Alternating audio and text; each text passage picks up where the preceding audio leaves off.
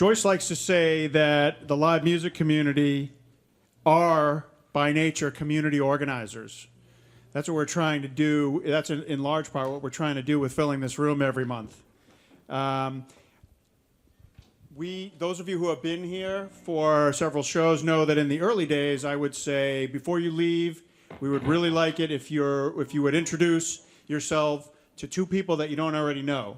And I've been joking for the last few shows that most of you do already know each other because you've done that for the last several months, but we mean it when we say that.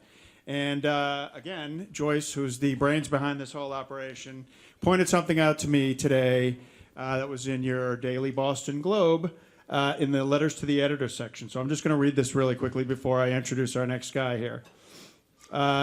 Recent coverage has rightly examined how Massachusetts functions as a destination for people seeking opportunity, safety, and services. But that lens misses another quieter truth. Many of us stay not because this is the most convenient place to be, but rather because it is home in the deepest sense. I have traveled widely. I could live elsewhere. I choose not to. For those of us who remain, Massachusetts is not a platform to leverage and leave. It is a moral community we are invested in.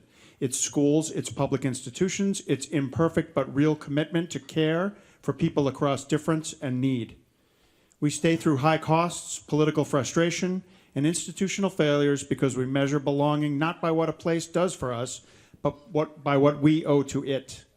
That distinction matters. A state experienced as a temporary refuge or strategic stop looks different from one inhabited as a long-term home. Policy debates about housing, healthcare, migration, and public spending change when the question shifts from personal gain to shared responsibility. Coverage that includes that perspective would better reflect the Massachusetts many of us are so committed to sustaining.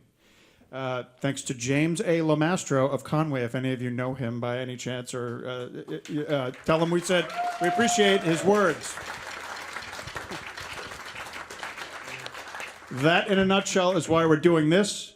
That, in a nutshell, is why Joyce has been trying for 10 years now to get the greatest Boston rock and roll song of all time, named the Massachusetts State Rock Song, Roadrunner by the Modern Lovers.